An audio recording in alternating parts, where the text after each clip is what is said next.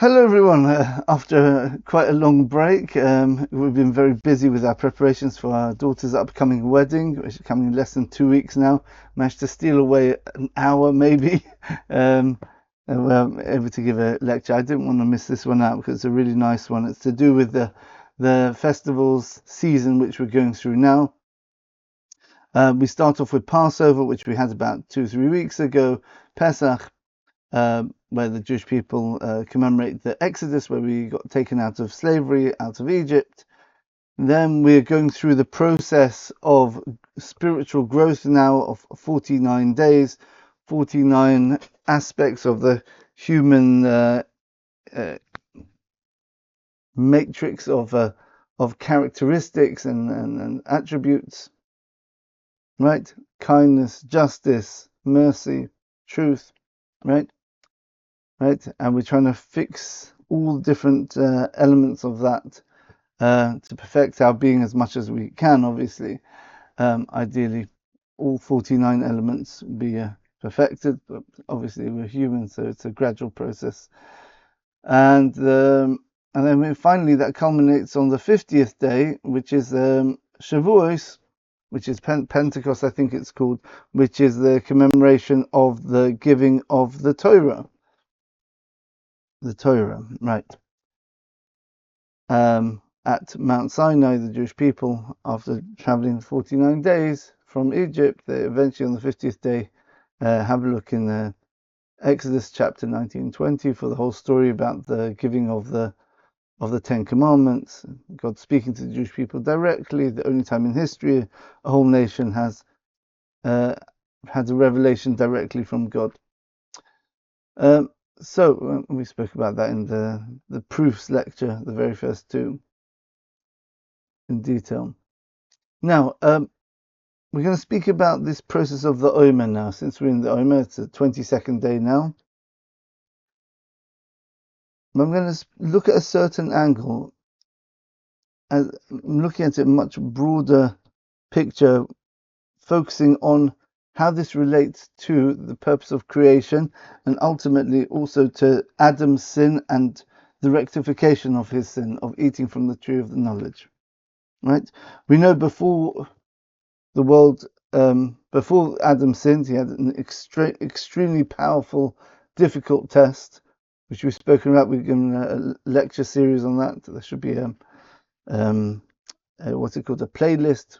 Maybe I'll even put it at the end of this video, showing different elements of this sin.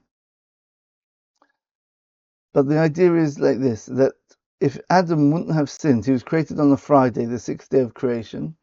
If he would have lasted out just till the end of the day and not sinned, that would have been the Sabbath, 7th day, Shabbos. And that would have been the beginning of the world to come process. That means heaven, permanent, infinite, everlasting communion and closeness with God.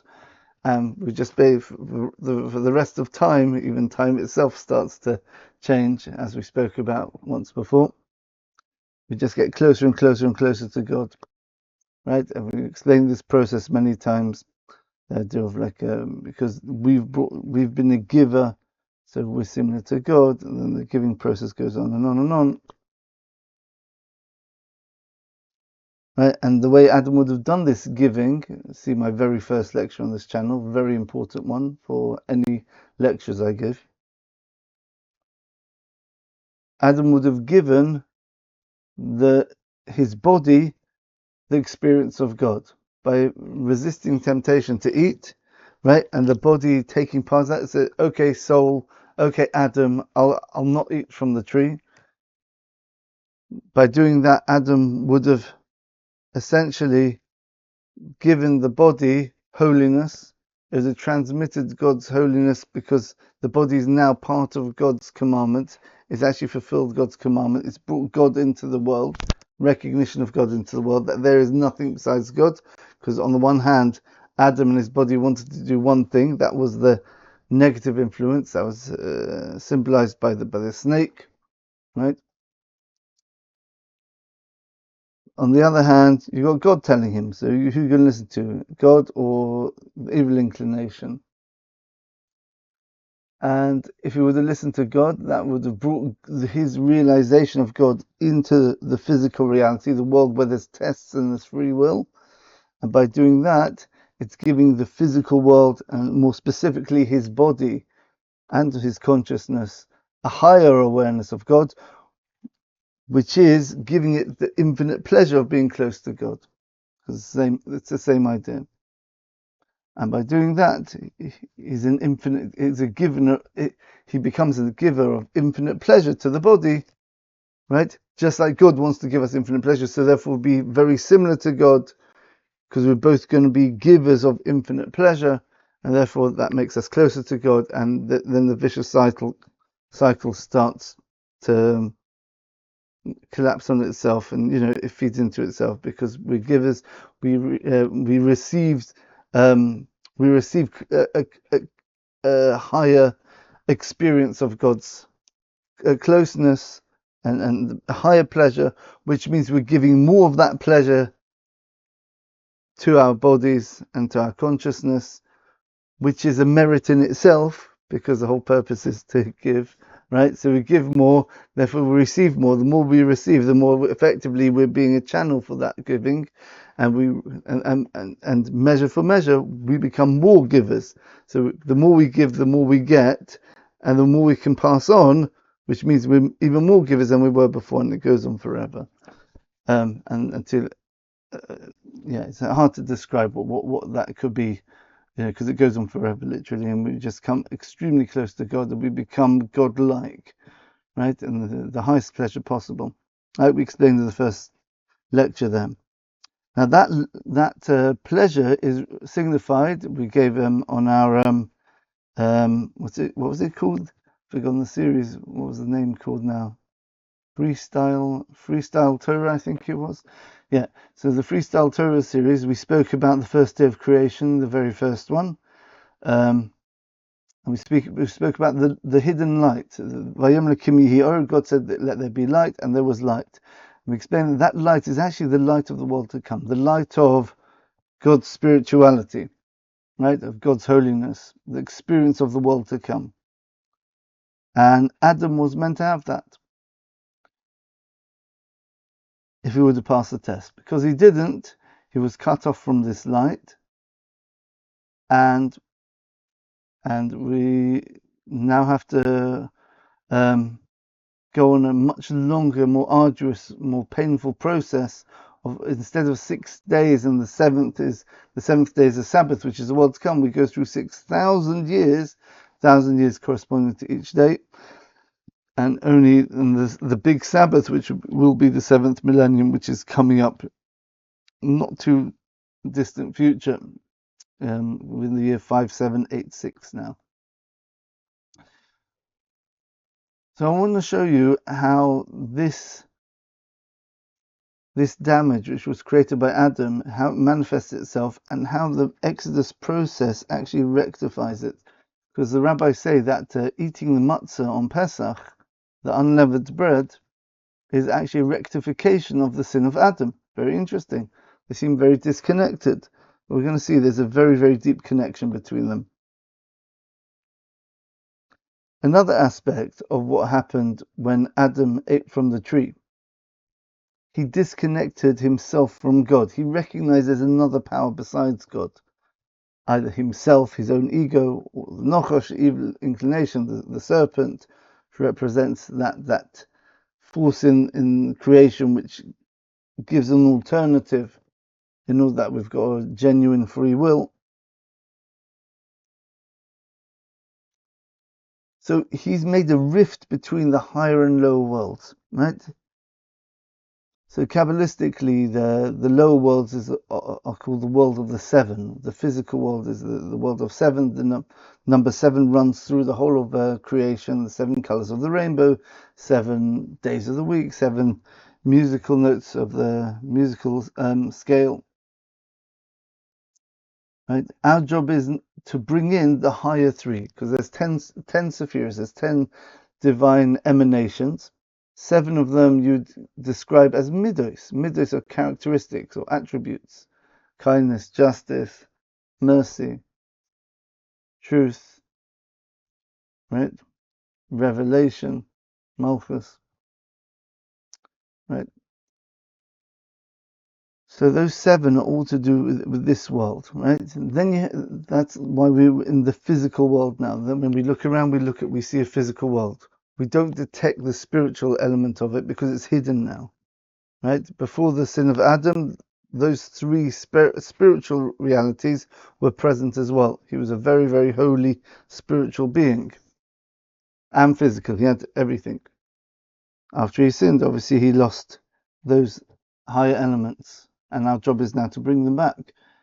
So these higher 3 are called Keseh, Chochma, Bina, Chochma, Bina, Da'as, right? Crowns are the Chochma is the right brain, Bina is the left brain, Da'as is knowledge. That's where your knowledge connects to where the spinal cord is, right? What's it called? The brain stem, right? That's where the brain changes into the spine, which goes and controls the body. So the das is the interface between the mind and the body. So we're trying to bring those 3 elements into our being and into the world. We're meant to make this world a spiritual world, where you go outside in the morning, you don't just see a mundane sort of like physical only world. You detect some spirituality and some holiness in the world, some wonder in the world. Detect God in the world, which is what it's going to be after the Mashiach comes. The world will be full of knowledge of God. That means when you go outside, you just know God, right? We'll have an extra sense. This is the sense which we're talking about here. It's these, what they call moichin, brains, literally, or spiritual or mind elements coming into creation and into ourselves, into our awareness. So our job is to take the 7 and bring the 3 in. That's the idea. After the sin, he lost that awareness of God. That means the light of the first day of creation, which Adam experienced for 36 hours. We might have mentioned it on the Hanukkah lecture, the 36 candles which we light on Hanukkah correspond to the 36 hours, which is the 12 hours of the Friday, where Adam was created the Friday morning, and 24 hours of the Sabbath. That makes 36. He experienced the light of the first day of creation for 36 days, for 36 hours, and we light 36 candles because Hanukkah is bringing back that light to a certain extent. So Adam, by sinning, he disconnected himself from those from that Or HaGonos, the hidden light.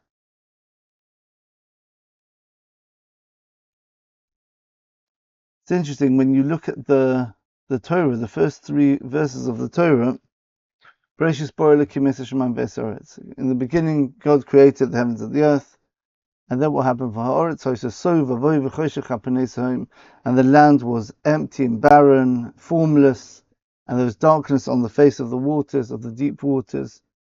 And the Spirit of God was hovering over, right, just to give a tiny bit of life, right?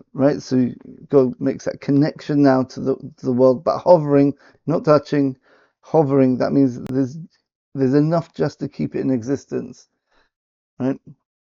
And then God said, "Let there be light." And then God brings in this light of the first day, which is the world, the light of the world to come. That's what happened on the first day.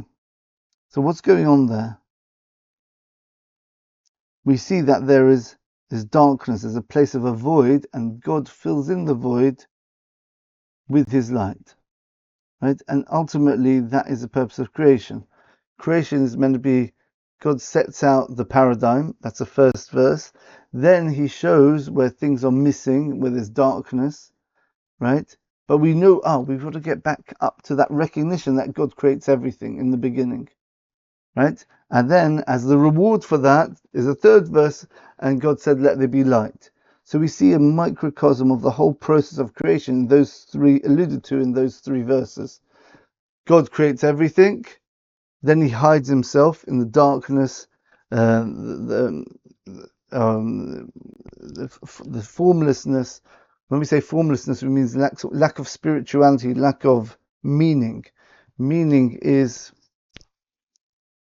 what is meaning? Meaning is something with a mind, right? Something which is meaningless means there's no spiritual, no intellectual content behind it. It just is the physical reality where you find it, and there's nothing in it which indicates anything behind the scenes. So that's the formlessness of the second verse, and that represents the idea of God hiding himself in the world when he creates the world, right? But there's a spark of God just hovering over creation, just so you can keep in contact with it, because if God would completely disappear from the scene, then that thing would cease to exist. That place where God wants to create man and the world of free will would just cease to exist if God would go too far away. So there has to be a tiny spark of light, of God's spirit, if you want to, as it says in the verse, hovering over the deep waters. The waters are, again, formlessness. Water is a formless entity. And then God brings in the light of the mind. That's a hidden light. The light.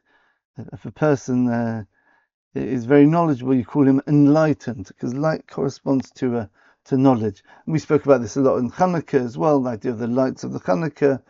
The Greeks were seen as the enlightened, the beginning of the Enlightenment, whatever, right? The original enlightenment of science, philosophy in mankind. But we call that darkness because really there's something beyond it, that actually cutting us off from the real enlightenment, which is spirituality. I mean, it's God.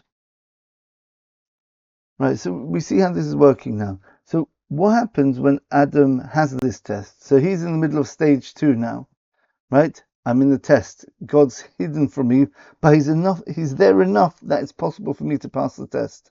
So now I've got a meaningful test, right? And what he should have done is he should have chosen God, and that would have been verse number 3. And God says there would be light, and there was light.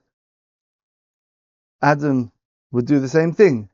Yeah, because he should have said, God's the reality, and lo and behold, God is the reality. Then that reality, those three elements which are hidden, are now revealed in the world.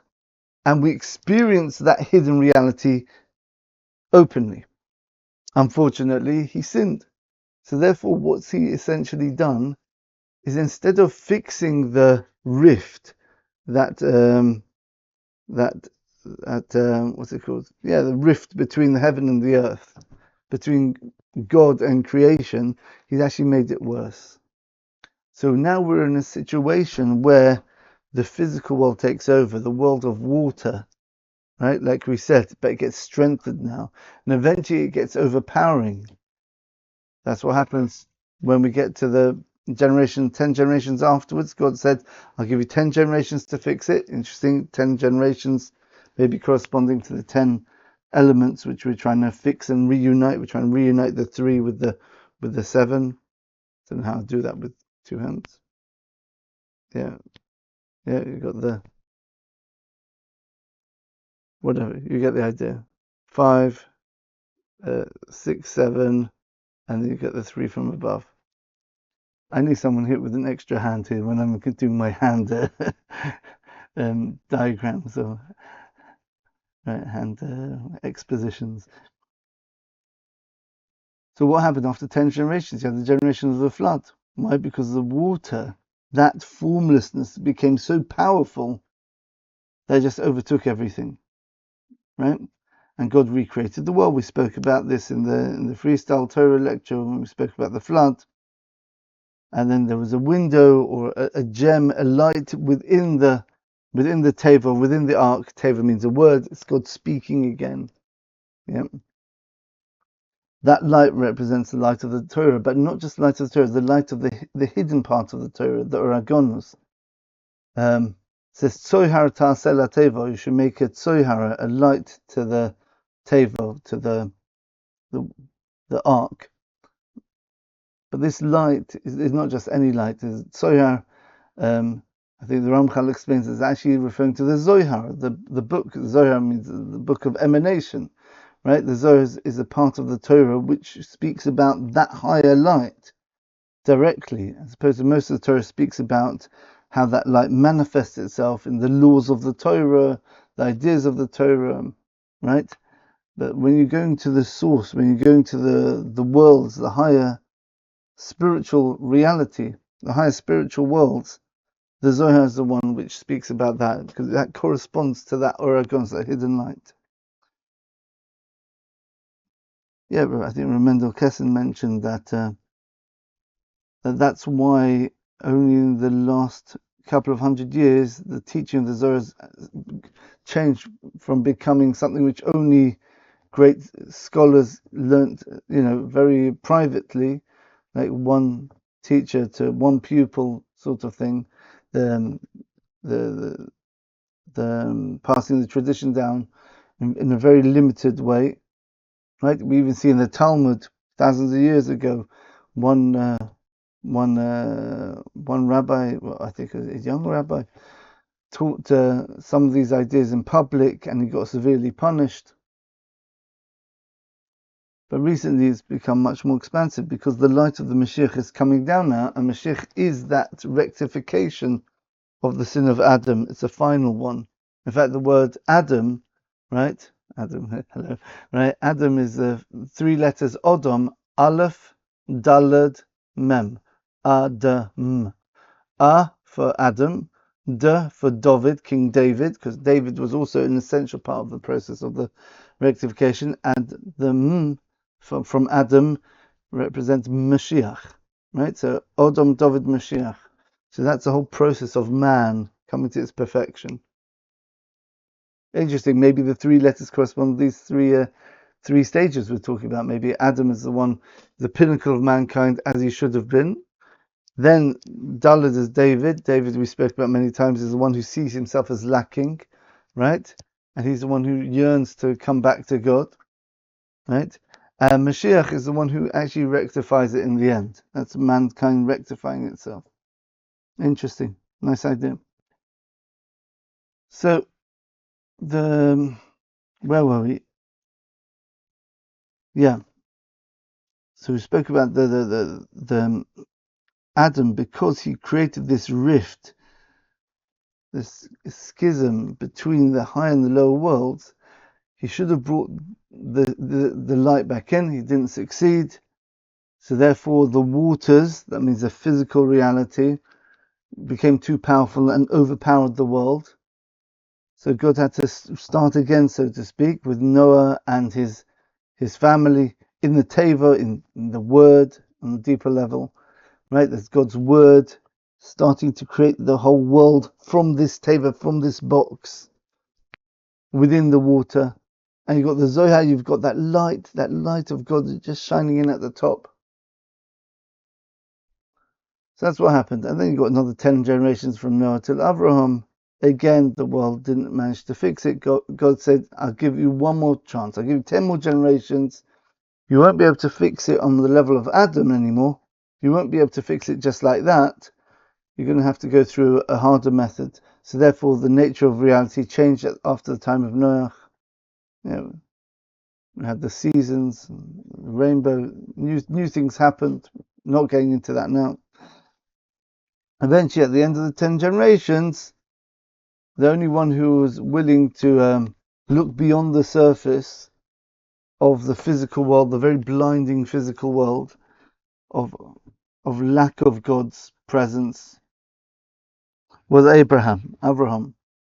And of course, Avraham was the progenitor of the Jewish people. So 7 generations later, the Jewish people, that's the generation of the giving of the Torah, because Moses was 7th generation. You got Avraham, Yitzchak, Isaac, Yaakov, Jacob. Then you have Levi, was a third of Jacob's children, the third of the tribes. Then you had Kahos, Amram, and Moses. right? So after 7 generations, then we get the giving of the Torah and obviously the Exodus. So until then, the world was in a state of lack of gods, where the world lacked knowledge of God. That means looking at the physical world, all you could see was physical elements. Even when you look heavenwards to look for spirituality, you saw the stars, the moon, the sun, idolatry. People weren't able to penetrate or weren't willing to try to penetrate beyond that, to understand there's one God behind everything. This is all as a result of this immense damage of Adam's sin.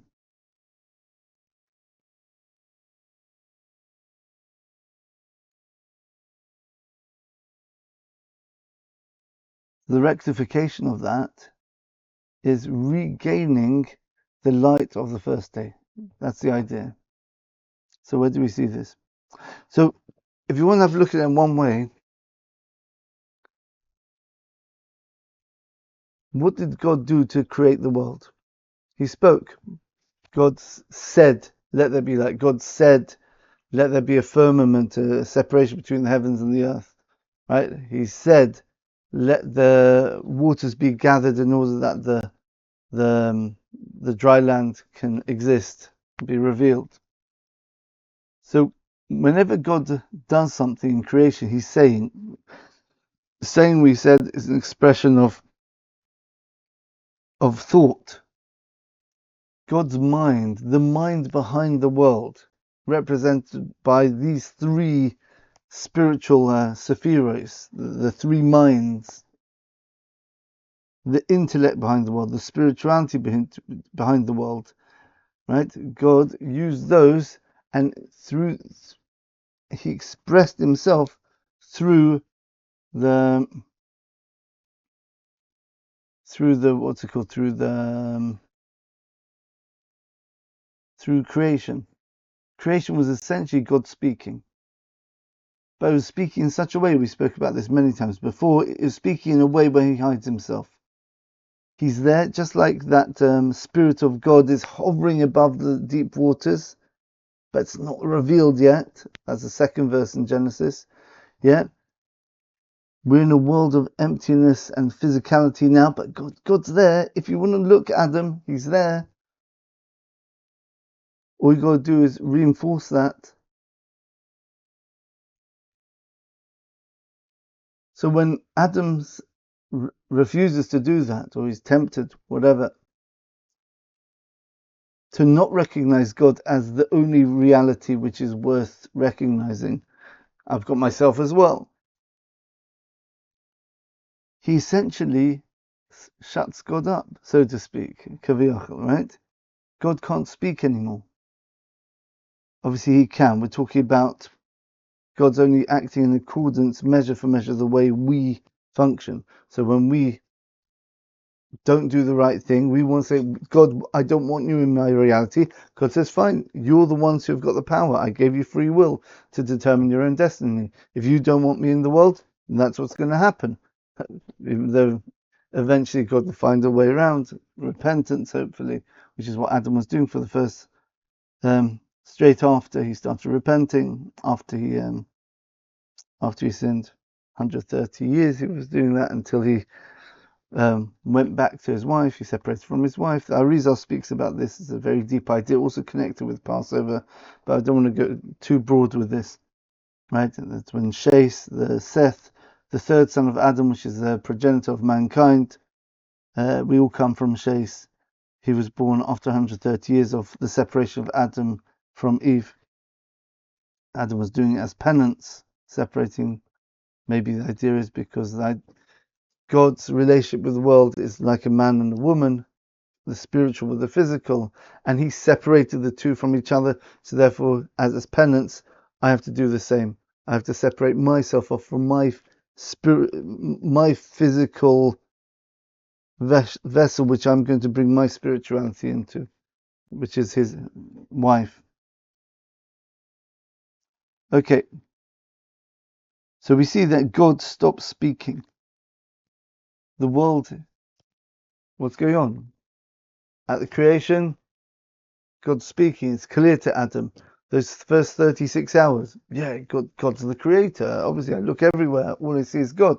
He looks at the animals. He sees the spiritual elements straight away. He names them. He names the animals according to the spiritual reality which they had in heaven. We spoke about this many times,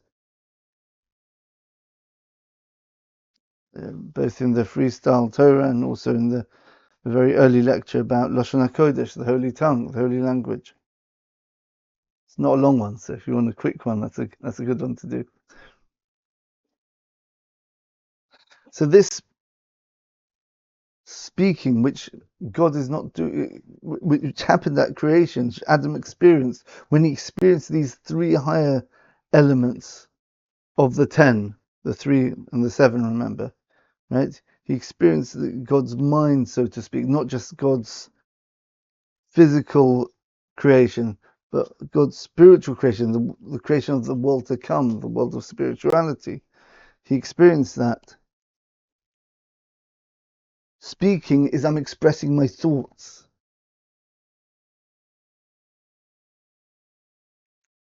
So when Adam cuts off the spiritual emanations of God from the physical world, he's stopping God expressing his thoughts. Remember, God's thoughts are a creation as well. God transcends everything.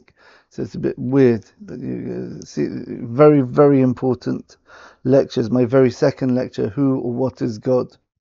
Very important, so you understand everything I'm saying in context. It's a shame. If I knew everyone heard that lecture, then this lecture would go much quicker, but I have to put these caveats in because I have to assume some people will not have heard those ones. So I have to, just so people don't get the wrong idea. Okay. Everything we know about God is a creation of that being which transcends everything. So when God speaks, he expresses mercy. We understand God's ideals, his purpose for what mankind. These are all created entities. Just for us to get a glimpse of what's behind that, this structure of creation and bringing the world to its purpose. So by sinning, Adam essentially cuts off the spiritual element from the world, which is stopping God speaking. God stops speaking. So therefore, when God doesn't speak and you're stuck in this physical world, what do you think about the world? It's physical. And we go into the time of Egypt. God said, when Moshe said, Hashem said, Yud Kei Vav Kei, that's God's tetragrammaton, that's the name which represents God's essence to the best that we can. It represents it. It's not actually the essence, it represents it. It's the best description of God's essence that we have is the tetragrammaton, the Yud and the Hey, and the Vav and the Hey. And Moshe says to Paro, right, let the people go, because Hashem says, Yud Kei Vav Kei, let the Jewish people go to serve me. And Egypt, the Arizal says, well, I'll tell you in a minute. Paro, what did he reply back? He says, Mi Hashem asher eshma b'kolo, who is God that I should listen to his voice, that I should send out the Jewish people? Mi Hashem, who is this Yud Kei Vav Kei? And the rabbis say in the Midrash, he called him Yud Kei Vav Kei. I don't recognize the name of that God. So he brought his scribes in and said, okay, bring me the book with all the names of all the idols. So he's flicking through it. I don't see this Yud Kei Vav. I see this one, this one, this one, this one. So a whole massive list of all the different powers in the universe. But there's no Yud Kei Vav Kei, because what's the idea of Yud Kei Vav Kei? Yud Kei Vav Kei makes all the other powers meaningless, because we understand they're only serving God. They're only God's channeling his energy into the world. Whether you have when people have the God of the harvest, or the God of parnosa, of livelihood, the God of good health, if they're just making these up, yeah, each one's got their own name. And these are real forces in the world, right? The sun, the moon, the stars. That divine energy does come through the heavenly bodies. But these heavenly bodies are not beings in themselves. They are merely channels for the one light of God's light, which is coming into the world. That's what the problem of idolatry is. Idolatry is serving a channel, a conduit, which God doesn't want to reveal himself openly in the world because we just lose our free will or we cease to exist even, right? Because it would just be too overpowering. So he limits his energy and his revelation until we're on a high enough level that we can handle it, right? That's only after we've passed all the tests and everything, we become very holy. So all these channels are really channels of God's divine being. God's the one who gives livelihood. God's the one who gives good health and intelligence. Yep. How does he do it? He channels intelligence through this star or this planet or this heavenly body, through this angel, strength, good health, intelligence, all through different channels. The Egyptians, they perfected the art of the sin of Adam and cutting God out of everything. So they took all the 10 sayings that God used to create the world. They're meant to be expressions of that higher reality. And they said, and the Egyptians said, no, Mitzrayim is Egypt in Hebrew. Mitzrayim is the word Mitzrayim, boundaries. We're cutting off, we're enclosing this world in a boundary where there's no transcendence. The Jewish people said, Neilech b'midbar, let us go in the desert, let us go. We want to walk. And Egypt says, there's no walking from Egypt, there's no going towards something. What's the difference between Judaism and all the other religions, right? At least the non-Abrahamic religions, because the Abrahamic religions took this idea from us, is that the world is what it is, and there's no purpose to it. We're just living here. Okay, so it is what it is. Judaism brings the idea that the world is created for a purpose and we're going towards a purpose. There's change, there's a destination for everything. It's not mindlessly going on forever. Yeah, there's a purpose, there's a mind behind everything. It's done with intention as opposed to atheism, where there's no mind behind anything. So therefore there's no purpose in anything. So therefore the world is just as it was yesterday, it's going to be tomorrow and forever. Right? And whatever random things happen along the way, that'll determine how history unfolds. But there's no guiding force, there's no mind behind everything. So Pharoah, who's the king of Egypt, so he represents what Egypt's essence is, that's what the king is. He says, Mi Hashem, who is UK Who is the Tetragrammaton? Who is this God? Because it doesn't make sense to him, because if there's such a thing as UK as Hashem, that means all of our idols are not real. They're just God. They're just that one God, just expressing him this way, expressing himself a different way. There are no multiple gods anymore. So since he's living in a reality where there's disparate, multiple, plural powers in the world, right? And if you want to get one, you've got to serve that star. If you've got another one, you serve the sun or whatever, right? His whole edifice, his whole paradigm of reality will fall apart if he admits this other God, right? Mi Hashem, me, who? Yeah, we know that that God is really the master of all the physical forces. So therefore, the name Elohim, Bereshis bara Elohim, in the beginning, Elohim created. Why? Because that is the idea of God manifesting his power and his action in the physical world.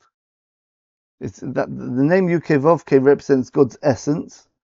Elohim represents God's being the master of the physical world, of creation. And Elohim is the letters Mi Eila, right? Mi is who, Eila is these, right? As it says in the verse in Isaiah, you should pick your eyes up to the heavens, and you should say Mi Bara Eila, right? Who created these, right? And it's obviously God. So the idea of Elohim is Mi Eila. Mi, who, Eila is all this come from? Right? Right. That's the idea. But what did Paro say? He says, "Mi Hashem." There was no Eila. There's no they. So he separated the me from the Eila. He just had the question, me who, and without the Eila, these, whatever. It's a nice idea there. Just threw it in. So we see that Paro and Egypt were all to do with this cutting God out of the picture. Spiritually and Kabbalistically, Paro got his energy from a very, very high source in the spiritual world. In fact, from the lowest of the three moichin, from the da'as of in one of the higher worlds. Da'as meaning the third of the three minds. So therefore, he was actually leeching off that spirituality which we're trying to reconnect into the world. But he was doing it in a negative way where it's hidden, right? So therefore, Paro is the letters ha'oref, which is the oref is the back of the neck. Where does speech come from? Where does the revelation of God's mind happen in the physical world? That's through God speaking. Where does that happen on the human body? Where do our thoughts, our ideals, our goals get expressed through? It's through the mouth, through the speech, through the front side of the mouth. The front of the back of the human body, whatever you have on the front, you've got on the back, and they actually parallel each other. They're the same idea. It's just the front is the revealed version and the back is the hidden, blocked version, right? So therefore, all the orifices are on the front side of the face, right? Whereas on the back, you might have the parallel to the eyes, nose, and mouth. I'm not sure exactly if you'd see that scientifically or physically, but the idea is anyway that you've got blockages there, but they all correspond to what's on the front. So what's corresponding to speech? The blocking of speech, right? That's the back of the head. That's what Paro is. Paro is the one who says, I'm going to make sure Adam stopped God speaking. I'm going to make sure he can't speak again. And any time God tries to transfer his spirituality to the world, I'm right there grabbing it for myself. Right? Amazing idea. This is the power of Mitzrayim, of Egypt. It was extremely impure. In fact, the Jewish people, as we say in the Haggadah, would not have been able to go out if God didn't do what he did for the Exodus. The way the spiritual worlds were set up, that was a permanent reality. Right? The Egyptians were leeching off any time God wants to bring spirituality to the world, to wake people up to repent or whatever, right? It just wouldn't have worked because whenever God brought spirituality in, for whatever reason, the Egyptians were able to leech off it. Right? We spoke about this idea of the leeching of holiness to go to the side of impurity in the Lashon Hara lecture, the one about the slander, the gossip lecture series. Was it one lecture in the end, or was it two? I can't remember. So that's the idea that God is not able to speak, and Paro and the Egyptians reinforce that. But then God says, but the world's got to go to its destination. I can't be like this forever. So God says, you know what I'm going to do? On Pesach, not only am I going to let the spiritual divine flow taps open up again, I'm going to cause a huge torrent. I'm going to flood the world. I'm going to flood Egypt with this divine light of the first day, right? That revelation which has been hidden for 2,500 years almost. I'm going to reveal it now, and it's going to come in full force in one go. So the Egyptians, they thought, well, we'll get a bit of spirituality and we'll assimilate it into the side of evil. But they can only do that. Imagine you're wearing these night vision goggles, right? So there's tiny bits of light coming around, even in darkness. There's tiny bits of light which are reflecting, and the night vision goggles, I think they magnify it or something like that, right? So you're looking for this. So that's what the Egyptians would do, because God was holding back his light because he didn't want the Egyptians to be too powerful. He held back that light. But little glimpses were just coming in, just so the world could exist, and so enough to keep the Egyptians going, and enough to keep the Jewish people going, right? Because if he cut off the light too much, the Jewish people would just die, right? They'll cease to exist completely. So God said, fine, I'll give the Jewish people light, but it'll have to come through the Egyptians, because they're the ones who are in charge of the channels of divine flow now. So he gave them enough. But what happens when you turn the lights on and a person's wearing night vision goggles? It blinds them. What happens if you take the sun and you put it right in front of their eyes? You annihilate them. It's so bright, it just obliterates them. And that's exactly what happened, metaphorically, at the night of the killing of the firstborns. God revealed himself in the land of Egypt, as it says in Exodus chapter 12, right?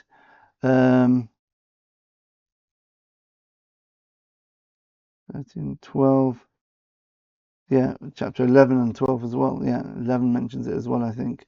Yeah, God says, on this night I'm gonna pass through the land of Egypt, and I will smite all the firstborns of Egypt, revealing who's the true firstborn, the Jewish people, but also revealing that I am the first. I am the one who made Bereshis in the beginning. I'm the beginning of everything, and they're firstborns, your fake form of beginning, the beginning of the family, the beginning of this dynasty. No, that's fake. We spoke about this in the lecture. We spoke about the 10 sayings, the 10 makkahs, the 10 plagues, right? Each one corresponded. So Bereshis, the first of the 10 sayings of God, which there should be a beginning, culminated in the revelation of that through the smiting of the firstborns. First, right? That's why it's in the first month. The sheep are the astrological sign of the first month. Aries, yeah, in Jewish thought, Nisan is the first month of the year, which is April, essentially.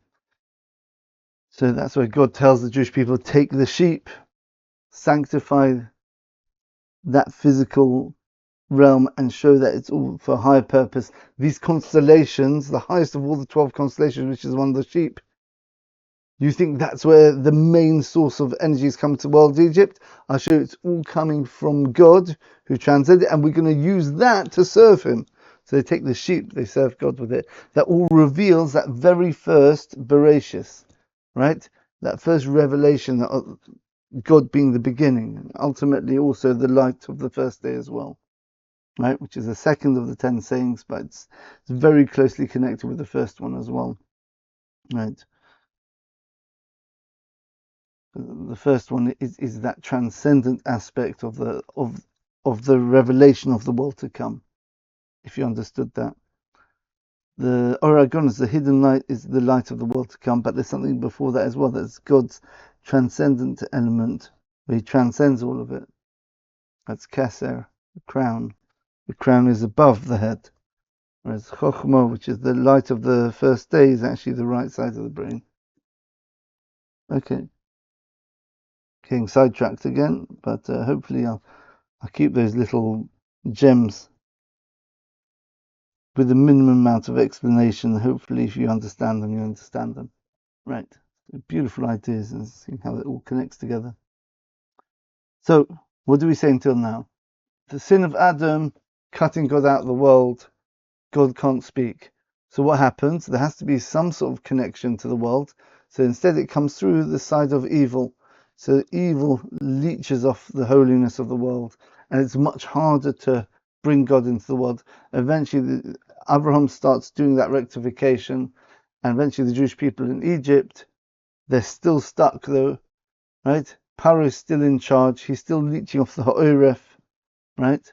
Paro, right?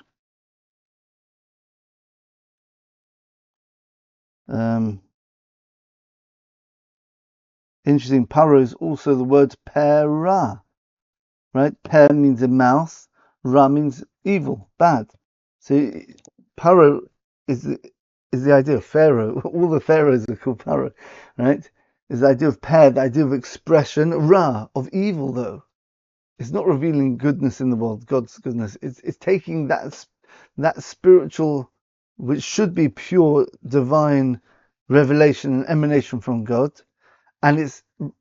and of course, because there's free will, there has to be a negative equivalent which you have to choose. So Paro says, instead of revealing the good side, I'm going to make sure that the evil side is revealed. So he's the Pera. He's the one who speaks out the Ra, the evil, who's the revelation of the evil. Per, the mouth is always revelation. And what happened? God brought this light down and it burnt up the Egyptians. It resulted in their anything which they recognized as special, as primary, whether it was their idols, whether it was the firstborns, whether it was the sheep, which represents the highest of the constellations, the first of the constellations, just gets destroyed and or sacrificed to God in terms of the sheep. And that's why Pesach is called. Because I think the Zohar, Rizal, one of the Kabbalistic sources, says Pesach is Sach. Beautiful. The mouse. Sach is speaking, because now on Pesach, God's that spiritual reality from the first day of creation was hidden for 2.5 years, 2,500 years. Now it's finally speaking. It's revealing itself. Right? God is now speaking. The mouth is speaking. That's why we've got a commandment on the night of Seder night to speak about the going out of Egypt the whole night, ideally, right? Until you fall asleep, right? That's actually the speaking. We stay up during the night, right? Night's usually time where they're sleeping, where there's no speaking. But now we're turning it upside down and then we're speaking on Pesach. Now we get on to the Omer. How does this continue the process? So Pesach is when you got that revelation of that first light, right? Remember we spoke about the 3 verses. In the beginning, God created the heaven and the earth, and then there was the darkness, right? But there's a spark of holiness there just to keep things going. And then God said, "Let there be light," and there was light. So Pesach really, I think, corresponds to the first verse, about the verse of reality. That is the totality of everything. Yeah, we mentioned, I think the Vilna Gaon says that the whole of creation can be found within that first verse of creation, right? Yeah, you want to know why my hand is in this shape? If you knew how to work everything out, you'd look at Bereshit Baruch in the beginning, God created the heavens and the earth, and you'd see it there somewhere, right? There's ways of doing it, because you expand the gematrias and numerical values, you spell out the letters into more letters. For example, the base can be spelled base Yud Tov. Yud means a hand, right? You're talking about many stages, and we don't have a clue how to do that practically. But that's a principle anyway. So that the first verse of the Torah is the one of absolute reality. That, I think, is Pesach. Just boom, reality as it is. Then you have God that takes away that light, because God says, I've given you this amazing revelation of the light of the first day on the night of Pesach, but you don't deserve it. You've got to earn it. You've got to earn it, so therefore God takes away the light. And he says, now work through the Omer, work through the 49 days of the Omer, where we're working on now our heart. Lev Tov, a good heart, is a numerical value of 49, right? Or Midah. Midah means characteristics, right? It's also numerical value 49, the Gematria. Because these 49 days, we've got 7, remember, 7 by 7. We're trying to bring that spiritual revelation into the world of 7 now. The 7 is our characteristics, who we are in our everyday life. Not just when we're inspired. That's coming from outside. That's the 3. But that's not us. Unless we've worked on it. We're trying to bring in that spirituality, that knowledge of God, and that perfection into our bodies now. The bodies is a place where there's 7 elements to the body, 7 characteristics corresponding to the 7 divine emanations. So we created in the image of that blueprint which God used to create the physical world. We've got the world of 7, so we've got our own 7. So we're trying to fix these 7: kindness, justice or self-control, truth, mercy. It's the third on beauty. Netzach is victory or permanence. Hod is subjugation or glory. Yesod is foundation or connection or consolidation, maybe. Malchus is kingship or revelation. Okay, and I've got I've got it here. Got a book here. Anyone can read Hebrew. Sfartem Lochem. This goes through each of the 49 days, right? So, for example, like it says over here, it says at the top you see Yom Kaf Daled, and it's got all different things. It's got one thing over here where you're meant to work on between man and his friend. For example, this would be you should try having mercy on people until they recognize God's reality, have emunah in Hashem, and that corresponds to this day, which is Tiferes Shebenetzach, right? Because Tiferes is to do with Torah, and Netzach is emunah, something like that. Excuse me. Right, so that's the idea of the 49 days we're working on our midas, right? We're taking the 49 elements of ourselves and we're trying to get God to speak to us. That means we're trying to get those Torah, the ideals which we have in the Torah, and speak to us and change ourselves. In fact, it says that the 49 days of the Omer are the most critical days in the whole year, because this is the time where we can truly change ourselves. We think about Rosh Hashanah, the 10 days of repentance, very nice, yeah? But he says, however successful you were during the 49 days of the Omer, that determines or heavily influences how good your Rosh Hashanah, your New Year's and Yom Kippur Day of Atonement and the 10 days in between of repentance, how they unfold, right? Because now we're in a time where we're experiencing what real free will is. This time of the year is, in a way, a very negative time of the year in terms of spiritual awakening or spiritual perception, right? God says, I gave you that on Pesach, now you work for it.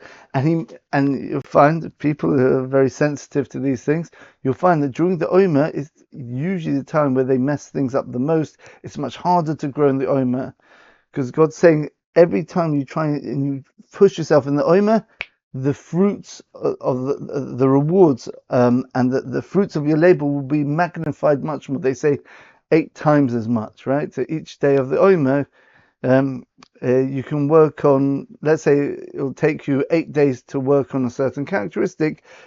You can do that in 1 day in the Omer. It's a special time that if you put effort in and you overcome all the barriers and the darkness, you can grow massively in these days. So these are very precious days, so people should realize that.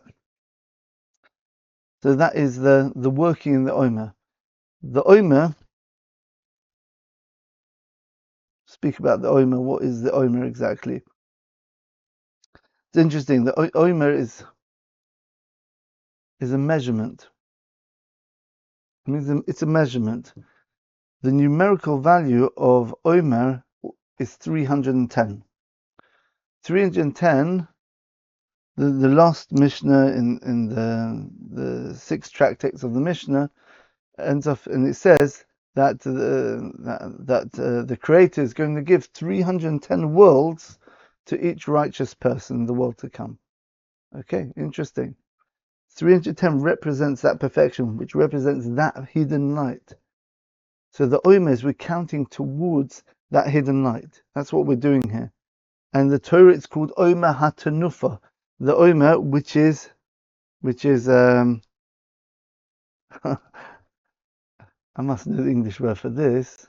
Waved, right? It's a waved Omer. The Omer representing the measure, and it's also the name of the sacrifice, the flour sacrifice. It's barley flour. We spoke about this last time. We spoke about the 3-stage festival. And you wave it. Why do you wave it? So one of the ideas is tenufa means to wave. It also means tenu pair, give pair, mouth. That means you're giving the ability of God to speak to this world. Again, it's a continuation of Pesach, Passover. The mouth speaks. Now, Tanu Peh. Now, you give mouth, right? It's your job now. You've got to give, right?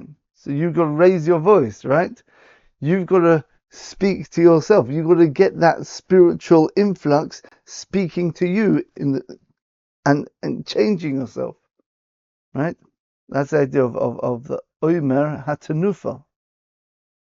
So we see this idea of the 310 world, which is the world to come, which, remember, the world to come is those three, is that hidden light, which was from the first day, which we're trying to get back to. That's a light of the mind, if you want to put it like that, the spiritual half of reality, right? We're in the physical one of 7 here. So Omer has got the numerical value of 310. Also, it's got the numerical value of Yokor. Yokor, Yud is 10, Kuf is 100, and Resh is 200. Yokor. That means precious. Something which is precious means something which has got weight to it, something which has got kavod. Kavod, for example. Kavod is honor or glory. Someone who's an honorable person means someone who's got weight to them, as opposed to a person who's just a light person who doesn't. He's not someone who who deserves respect more than anyone else. Anyway, someone who deserves immense amount of respect is someone who's got kavod, kavadus. Kavod means heavy, and kavod means honor. So you honor someone who's got there's something significant, substantial, some mamoshus, we say in Hebrew, is something real, something real. So Yokol means precious. It also means heavy, right? It means something which is real. This world is a fleeting world. This world is not important. It's an illusion even, right? The way it works, the way it is at the moment. Whereas the reality is obviously the closer you get to God, the more real things become until you get to God himself. That's the definition of reality is God. God defines reality, rather. Right? Because nothing defines God. And on the contrary, God is a source where reality comes from. That's Yaakov. This is the 310 worlds again. So again, 310 worlds, which is which is the world to come. The light of the first day. Remember, that is the world to come. 310 is the numerical value of Omer. It's also a numerical value of Yokor, which is preciousness. Right? It's also interesting. It's twice the numerical value of 155. 155 is kenei, which means acquisition, right? The verse says kenei chochma, kenei vina. You should acquire chochma, which is wisdom, kenei vina, which is understanding, which are the two moichin, the two mental or spiritual elements of the 10 elements, spiritual sephiros, God's emanations, right? So the two which correspond to the right and the left brain are both called Kaneh. So you've got Kaneh and Kaneh together, that makes 310. You've got the right side and the left side together. Very interesting. Of course, the idea of a Kinyan as well. The Talmud says, the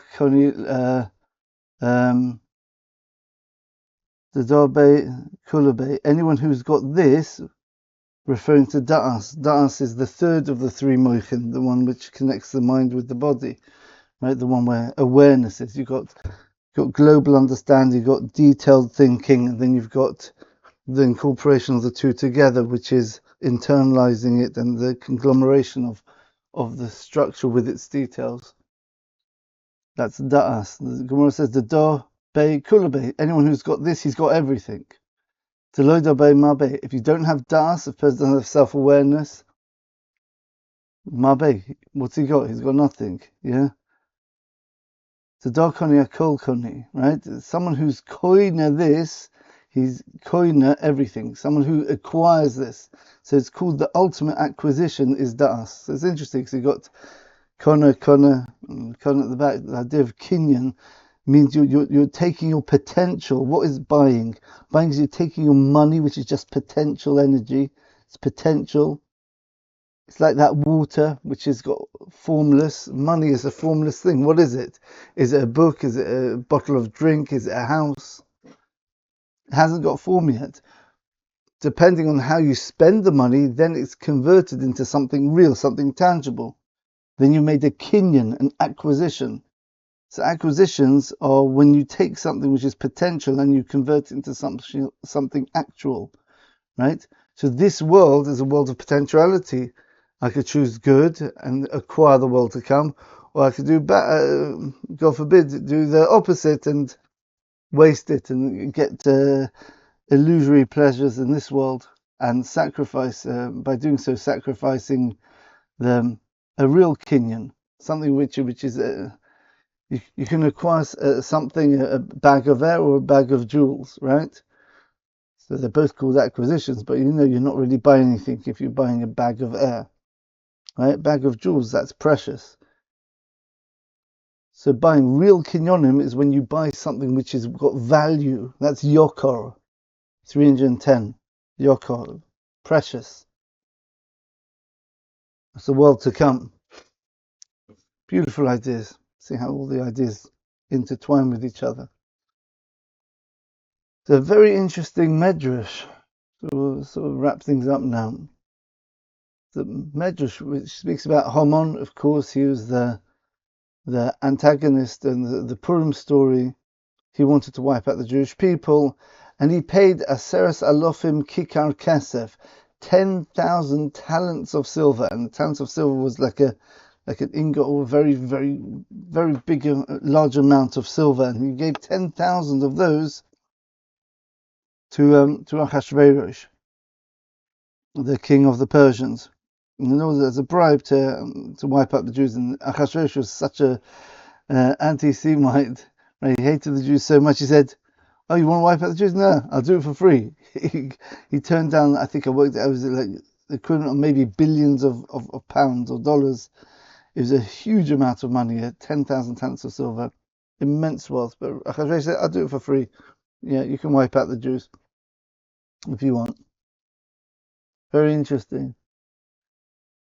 So Haman, according to this Midrash, whether it actually happened or not, remember when we're talking about the Agadah or the Kabbalistic stories, usually they're there to hide a secret message, secrets of the Torah.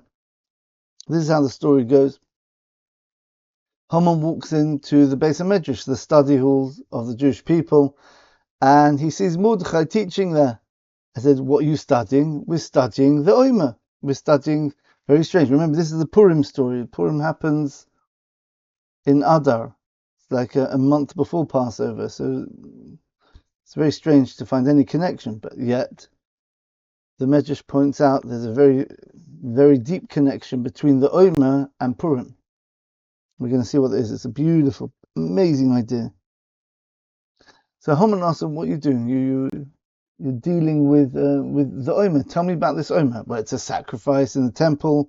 We take a certain measure of barley, right? And we bring it and bring it on the what's it called, on the mizbech, on the altar, burn it up, right? Right. So he says, what is this? What is this? They didn't tell him what material it was. So what is it? What is this Omer? Is it gold? Is it silver?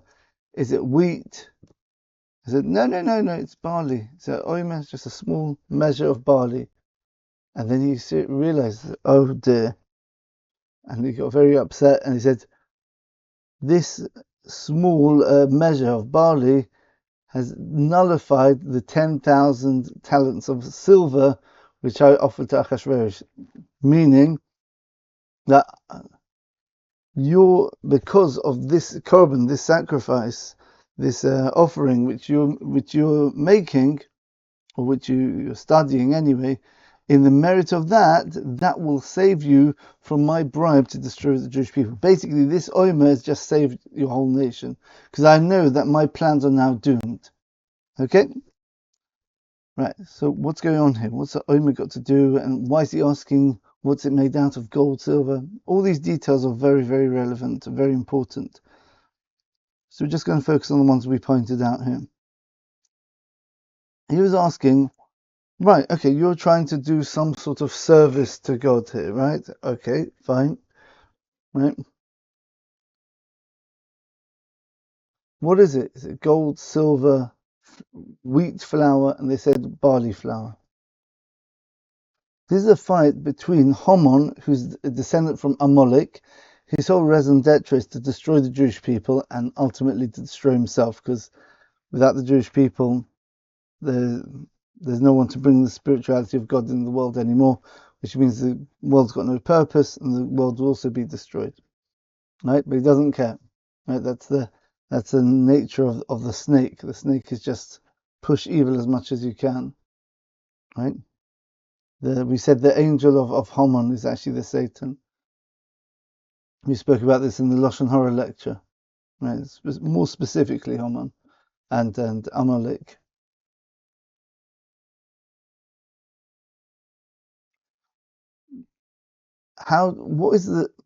Why is it such a mortal battle between the Jews and the Amalek more than any other two nations? It's because we are diametrically opposed to each other. We want the exact, exclusively opposite things of each other. The Jewish people want to bring God into this world. Amalek say, no, God stay up in heaven, do not enter this world at all. That's the difference. What was the sin of Adam? He listened to the snake representing the Satan, the angel of Amalek and Haman. So don't listen to God. No, you can make your own world down here. Eat from the tree. Don't recognize the higher reality. Recognize your own reality, and your free will make that real. You'll be a Borei Olamos, like we explained in the Sin of Adam lecture. You'll be a creator of worlds yourself if you eat from the tree. It's interesting. Reminds me that the Gemara in Megillah, the Talmud of Megillah, says Haman Minato. It goes through Mordechai, who was the hero of the Purim story. Esther was the queen, the Jewish queen. The book of Esther is named after, obviously, the heroine of the story, and Haman, who is the antagonist of the story, right? The enemy of the Jewish people. There, it goes through. Where do you see allusions to these three names in the Torah? Now, remember, this story only happened something like 2,000 years after the Torah was given, but maybe not so much. More like 1,000 years after the Torah was given. Right, so you shouldn't see them in any of the stories in the Torah, obviously. But yeah, the Gemara says maybe we could find their name in the Torah alluded to somewhere. So it goes through Mordechai. It shows where Mordechai might be, Esther, where you can find the word Esther, and there's obviously deep ideas there as well. But then it says Haman min Torah minayin. Where do you find the name Haman in the Torah? And the Talmud answers from the verse which says Hamin ha'etz asher tzivisicha levotiachol memenu acholta. Right? When God asked Adam after he ate from the tree, did you eat from the tree which I commanded you not to? Hamin means ha is a question and min from. So from the tree, or is it from the tree? That means God was questioning, oh, did you eat the tree? And Adam thought, oh, maybe God doesn't know everything. Why is he asking me? He's not sure. That created a doubt in Adam's mind that maybe God's not as real as I thought. After he ate from the tree, then of course he cut his awareness off from the awareness of the ultimate reality of God's absolute existence. So now he's having doubts. And that's where Haman comes in. Haman is the same letters as Hamin, from. Right? Hamin, the question part of the sentence. So when Adam asks the question, when God asks the question, did you eat? That's Haman, because that puts into Adam's mind, oh, maybe God doesn't know. That creates a sophic, a doubt in Adam's mind, whether God is all powerful, whether he maybe now I'm just by myself in this world, I can do what I like now. The numerical value of Amalek by the way, is 240. The numerical value of Sophic, which means doubt, is also 240. It's the same one.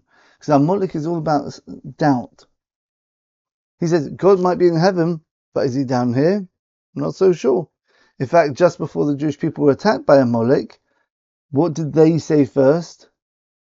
Right? They said, Hayesh Hashem b'kirbeinu im oyin. Yeah, is God with us or not? Vayavoy Amalek. Then Amalek came. The very next verse. Because as soon as you have doubt, anything about doubt about God being present in this world, that is Amalek. Amalek is that power which lets people entertain the possibility that God is not running this world. He might be in heaven, but he's not down here. That's what Amalek tries to tell people. Right? We spoke about this a lot, many times on the Purim lectures about the nature of Amalek. Went through the whole paragraph there about all the different elements.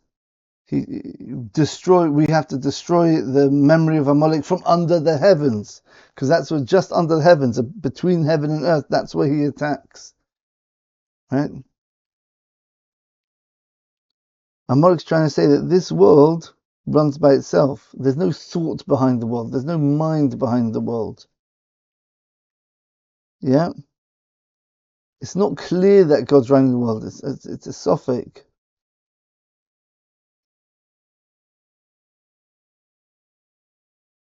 The world is just running aimlessly, right? The world isn't being directed. So how did it get here? How did the world get here? It's very hard to understand how human beings developed intelligence. How do we get here in the first place? Who was the first person? If there wasn't a creation, right? Evolution, that's the answer. It's a very, very, very bad answer, but it's an answer. Where do we come from? From monkeys. So, amazing idea heard from Rabbi Tatz. Amalek, if you read it, split into two words, is Amal K, the letter Kuf. In Hebrew, the letter Kuf means a monkey. A Kuf is a monkey. So you can read Amalek as Amal Kuf, the toil of monkey. That means they're toiling in order to show that we just come from monkeys. We're not created in the image of God. We don't have a special, unique soul, which nothing else in creation has. They're trying as hard as they can. Kuf. They're toiling, hopefully futilely, with futility to show that we come from monkeys. Right? But hopefully we'll have a couple of lectures showing the flaws in their evolution, maybe at one point in the future. Major problems. It's one of the most stupid theories ever made. If you understand the flaws in it, it's ridiculous. It's an edifice built on such empty ideas, right? If you're trying to use that as an alternative for an intelligent creator, whether evolution can work with an intelligent creator, that's a different discussion. That's more legitimate. Yes, some people say yes, and some people say no. Why do you need to come on to that? But the point of evolution is as a replacement for God. That's the idea. But it's very hard to do that logically, but they try, they're toiling in order to show that we come from a kuf. That's Amalek. They want to cut God out of this world. So Haman, when he sees, right, I'm the one with the wealth, I've got the most powerful person in the whole universe on my side, Achashverosh, he lets me kill all the Jews, right? I bribed him with 10,000 talents of silver. Who can stop me now? So he goes into whether he still understands there's a creator. There is a creator ultimately, but did he let the world run sort of automatically and he just left the world? Or the Jewish people say, no, God's actively involved in the creation every moment and every single detail, that God is actually recreating every moment. That's how in intimately connected with the world God is. So Amalek walks into the study house, into Mordechai's lecture, and he asks him, okay, you're studying about offering to God, fine, no problem doing your offerings to God. What is it? Is it gold, silver? Is it wheat? It's interesting that these three things are not random.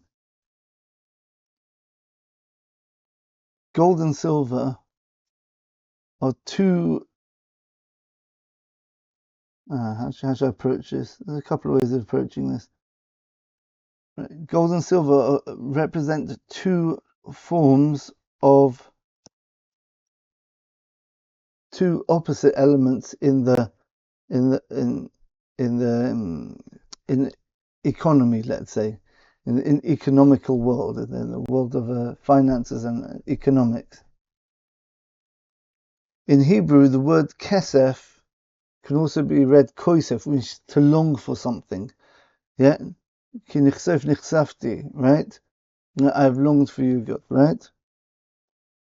Right. The koisef means it's silver, means to long for something. We'll see why in a minute. Zohov is zehav. This, give it to me. So that means if you look at any financial transaction which happens in the world, you can boil it down to two things: the buyer and the seller. The buyer is longing for something, and he's saying, give that thing to me. So the silver is longing, the one who has the silver is longing to buy something. It's potential, right? And the Zohov is, that's the thing I'm looking for, okay? Right? So you've got these two elements of I'm not sure if that's the right thing for this lecture, actually. But it's a nice idea I just threw in there as well. Right. Okay, fine. I think I have to explain it a different way. I could probably work this one in somehow, but it's more straightforward if I explain it like this. Silver and gold. Look at the colours. The colours, or where you get the clue to what's relevant to our lecture here. Silver is more of a whitish colour, right? Silver is like purity. The idea of again, it's the idea of potential. Let's connect with the idea before. It's potential energy. It corresponds to chesed or kindness. It's the idea of abundance. Things without limit, right? That's the idea of the right brain. The right brain is the part of the brain where chokhmah, wisdom, the idea of just potential, just koyach ma. Chokhmah is koyach ma, the potential of whatness. It's just you get the whole idea in just one unformed. I just get a flash of brilliance, of inspiration. That's chokhmah. You just see the whole structure in your mind's eye. You see everything in one go, right? But there's no details, right? To break things down into details, you need to have rigor. You need to have discipline. That's what gold represents. Gold is where you can make the kinyan, the binyan, bina. Bina is binyan, building. You're building something. That's understanding. That's a left brain. You're taking the idea, the flash of inspiration, and you're building and you're crystallizing it. That's what gold is. Gold is a reddish color, so it's related to the left side. The positive side is related to whiteness and purity. The left side is with midas adin, it's more connected with justice, strict justice. The red, Mars is the red planet. Yeah, Mars is out of the 7 planets, which correspond to the 7 Sephiros, the divine emanations. They've got the physical manifestations as well, and Gevura is manifesting the planet Mars, right? You have even but the non-Jews recognize this, and Mars is as they call him, the god of war, the idea of fighting, bloodshed, maybe even as well.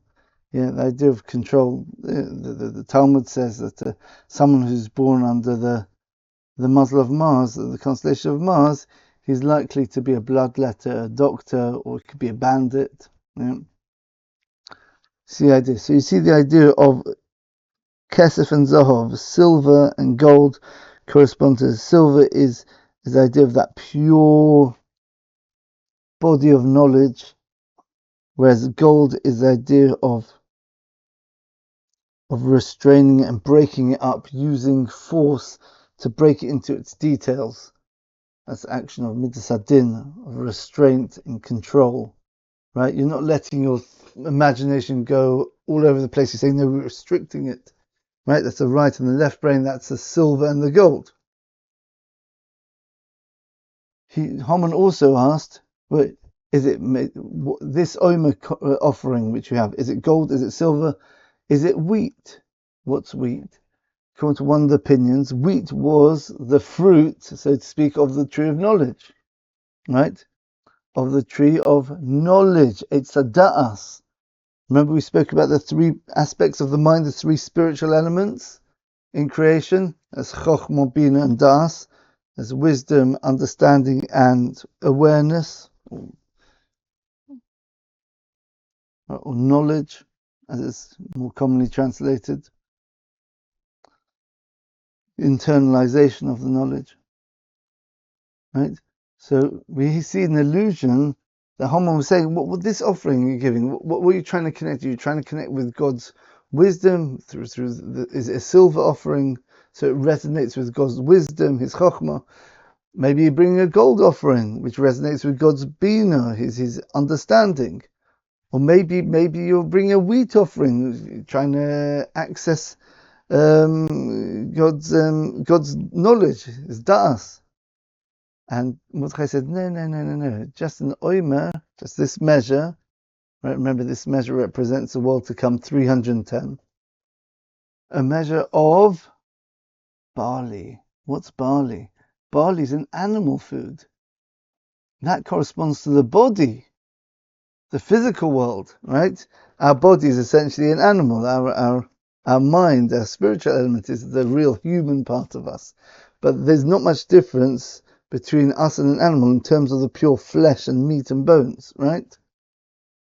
What makes us different from animals? Obviously, we're different structures, than animals. All animals have got their own body plan. But fundamentally, there's not much of a difference. The major difference between humans and all animals is the mind.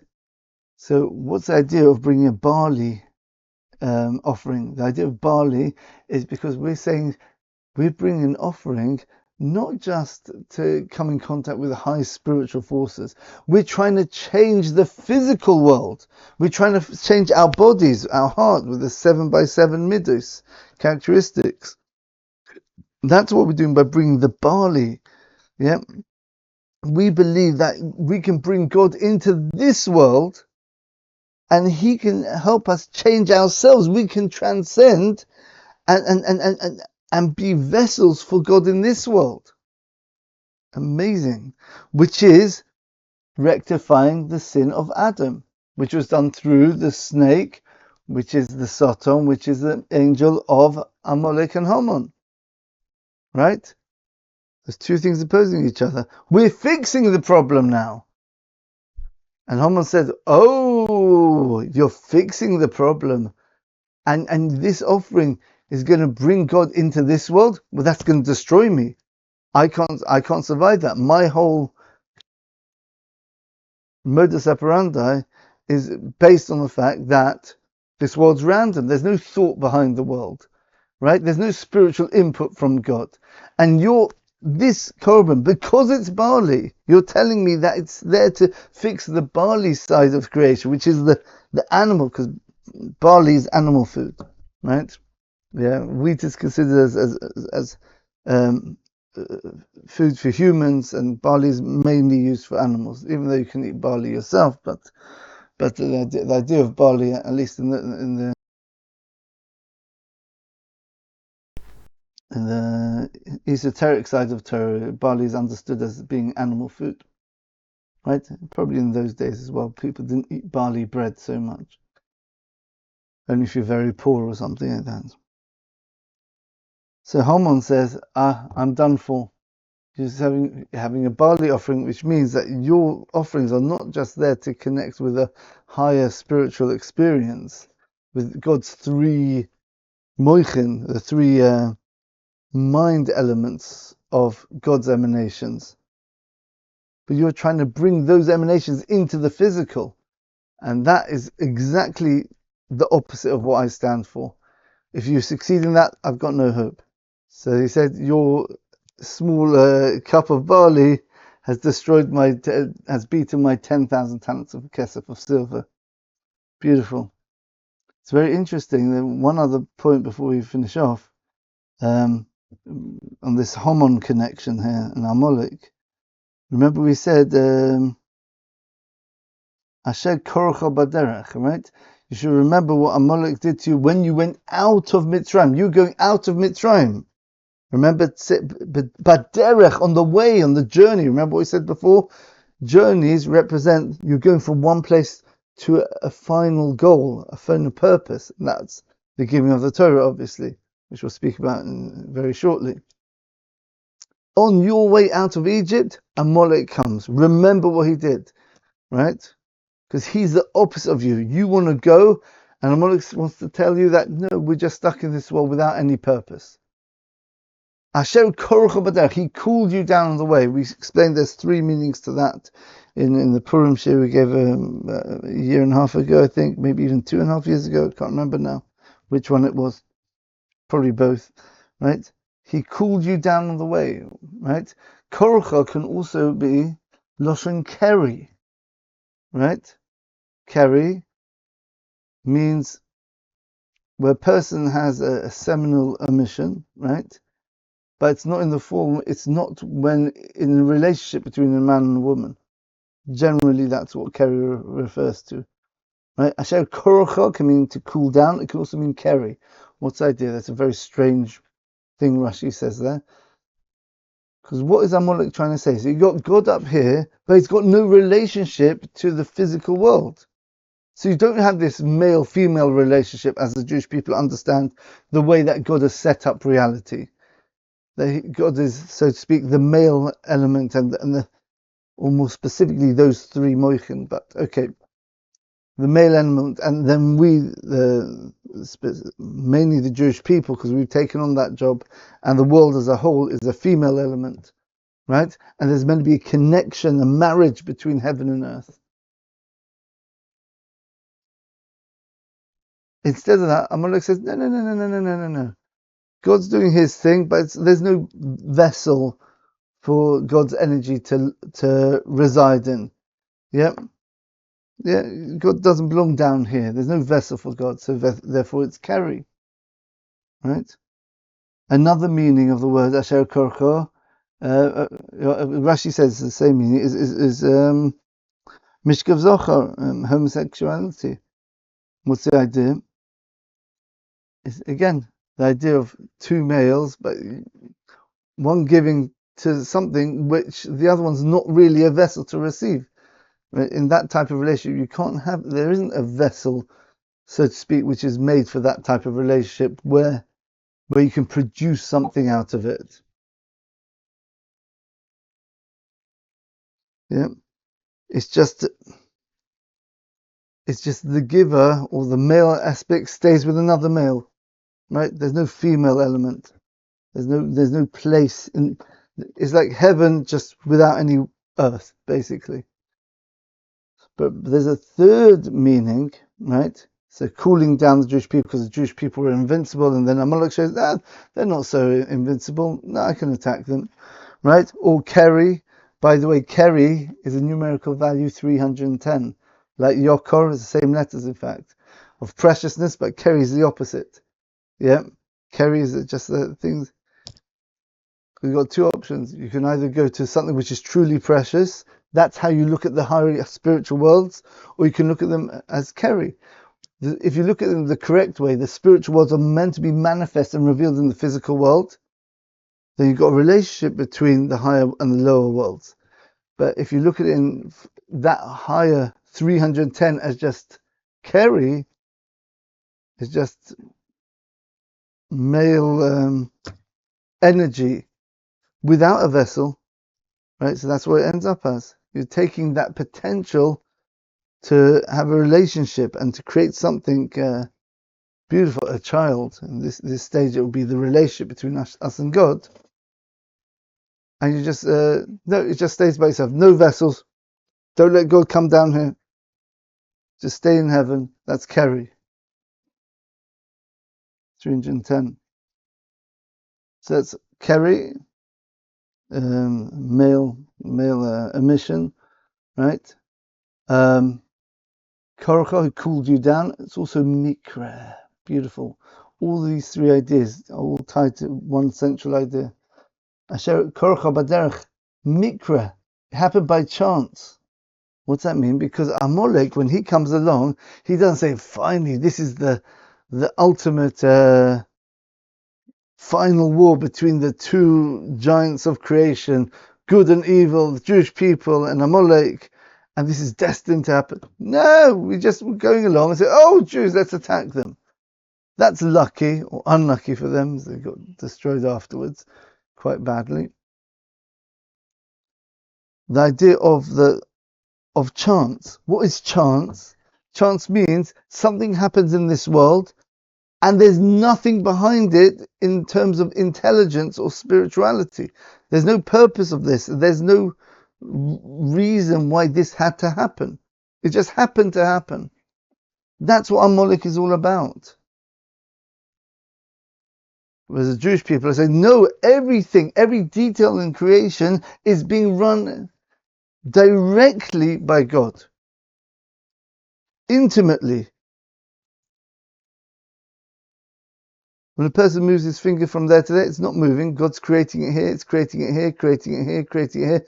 And he's like a film where you've got many frames happening very in fast succession. So we look at the world as fluid. It just works by itself. It doesn't. Every single moment we're being recreated, but obviously in such a smooth way where we can function that don't detect the fact that God's creating us there's a nature, a flow to the world, so that lets us function normally without. It must be quite jarring if we'd be aware that we've paused for a moment, and I'm not sure how that would work anyway. But that's idea of chance, right? Evolution, very lucky, very lucky. 1 in 10 to the power of 10 to the power of 100, or something like that. Maybe we'll discuss that number at one point. As Roger Penrose is the chances of the world, just the fundamental forces is so ridiculously unlikely. It's like 1 in 10 to the power of a number where you could not write that number. That number is so big, it's bigger than a Google, right?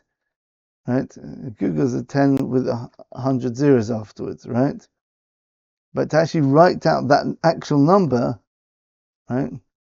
10 to the power of 10, 1 with 10 to the power of a Google zeros after it, which is mind-blowing. That's more than the number of millimeters in the universe, whatever, the known universe. It's ridiculous. It's very lucky.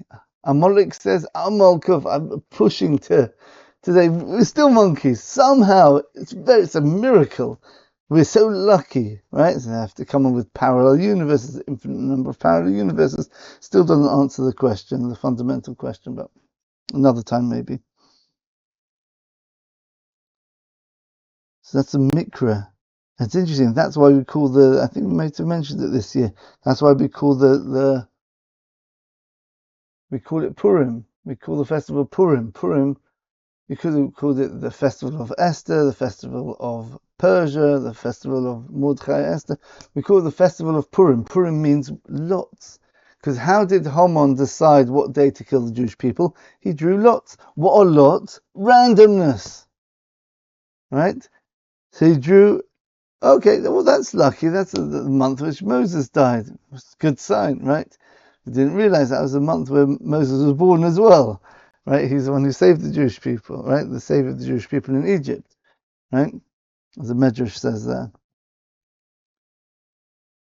So the the message of Purim, it's not really meant to be a Purim lecture here, the message of Purim is that even the random things are all determined by God. There's no such thing as randomness. Everything is direct action, direct direction by God in this world. Nothing happens by itself. Amalek and Haman say, no, randomness, Asher korcho b'derech, he bumped into you, right? But instead we look at it as, no. God wanted this to happen. This was a test to the Jewish people, or a warning for the Jewish people for generations. Don't let that Amalek grow inside you. You're here to fix the sin of Adam. That Haman, that Haman ha'etz. Did you eat from the tree? You're meant to reconnect. You're meant to bring God back into the world like it was before the sin of Adam. Let there be light, and there was light. Right? It's interesting that happened to the Jewish people during the days of the Omer, that attack from Amalek on the Jewish people. Another thing which happened during the 49 days of the journey in the desert, from Passover, from going out of Egypt to Mount Sinai, was the splitting of the Red Sea. Right? What is the split? What happened when according to the Kabbalists, the Jewish people are a reincarnation of the generation of the flood, the great flood. And we explained after 10 generations, God waited for mankind to fix and rectify the sin of Adam. Adam himself managed it, but his descendants had to do it as well, and they didn't manage. So they had to bring a flood. Why? What's the idea of the flood? We said because on the second day, that's the idea of formlessness, lack of information, lack of intellect in the world is just water, the deep waters, right? And it says by the flood, then the Mayanos Tahoim opened up. The springs of the deep waters opened up. So it wasn't just a lot of rain, there's a lot of underground water caused the flood as well. Now, instead, I have this from Rabbi Kassin, he said that what happened at the splitting of the Red Sea? Instead of the water flooding and drowning the Jewish people, it did the opposite. The dry land gave form to the water. The water became crystallized and had definition. It became walls.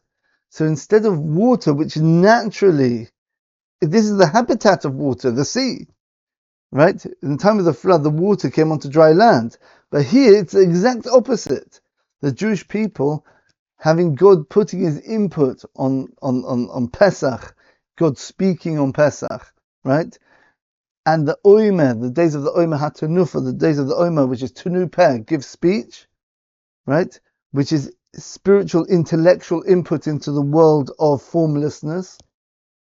What do we have? We have the splitting of the sea, the water, something even in the territory, right? Where water is meant to be dominant, even there, the idea of control and thought and God's power was present in the world of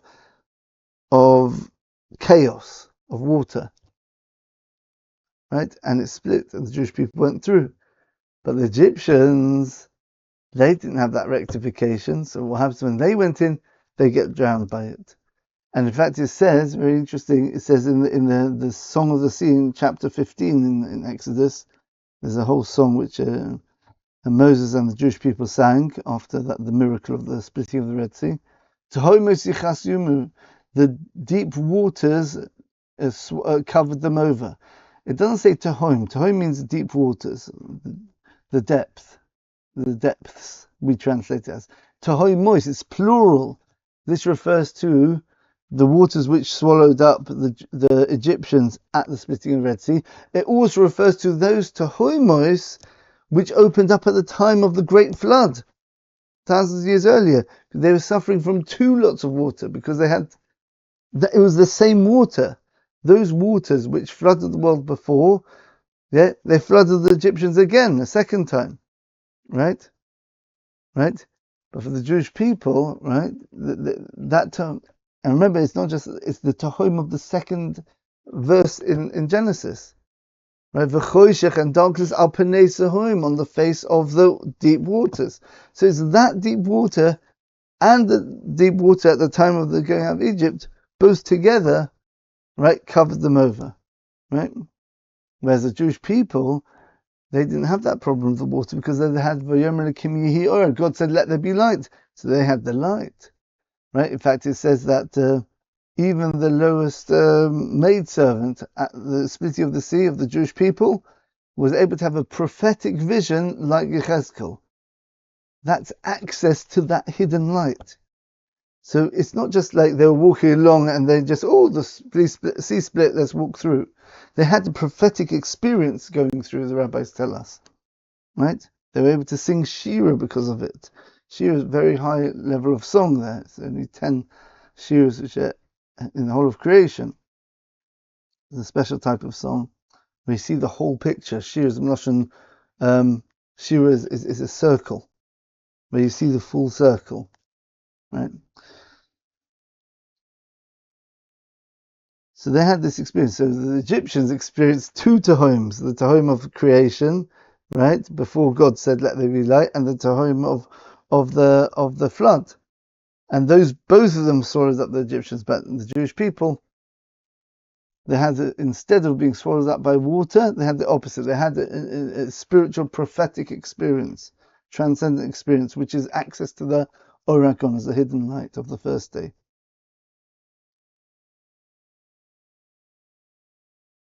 Of course, also you've got Lag BaOmer during the Omer as well. Lag BaOmer, the 33rd day of the Omer. That's the anniversary of the Patira of the passing of Rabbi Shimon Bar Yochai, the author of the Zohar. He actually arranged the book of the Zohar based on the teachings he received. He put it into a format which is basically formalized by his pupils, and that's a Zohar which we have today, which is basically explaining the hidden aspects of the Torah, the aspects of the Torah which correspond to the Oragonos, the hidden light, again. Then finally we get to Shavuos.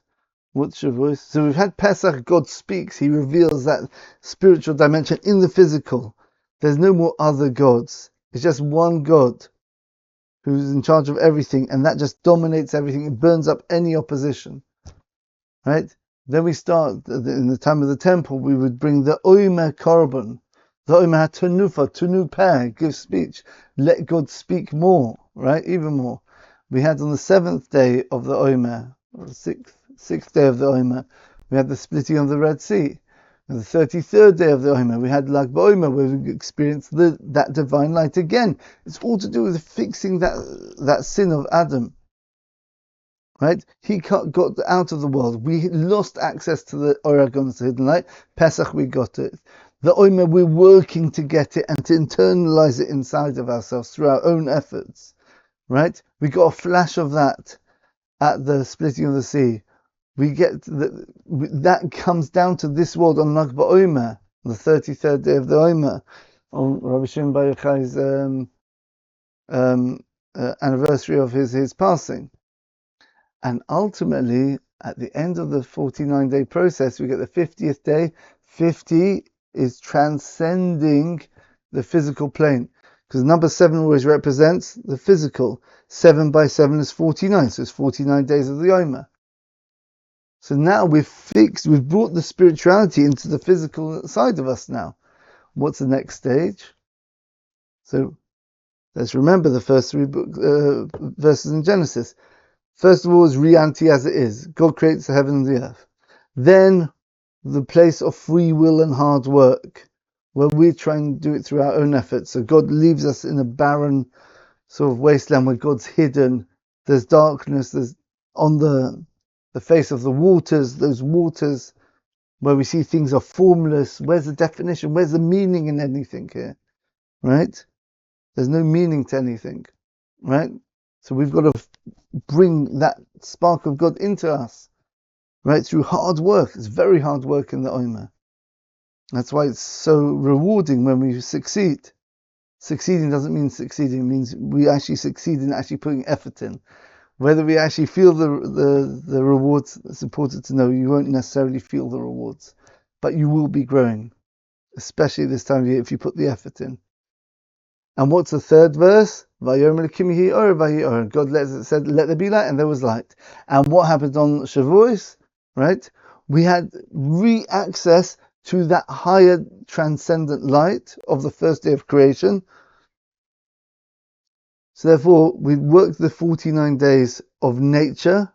Now we transcend to the 50th. The number 8 or the number 50 always correspond to when we transcend nature. The bris milah, circumcision, happens on the 8th day, for example, right?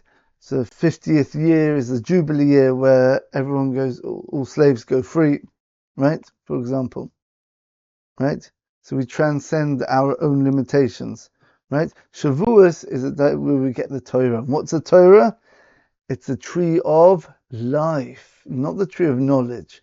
The tree of life which Adam should have partaken in, which is the light of the first day. That's the tree of life, right? That direct connection with God, as opposed to recognizing yourself. That's a tree of knowledge. Tree of life means God's everything, right? So we've rectified the sin of Adam when we get to Shavuos and the giving of the Torah.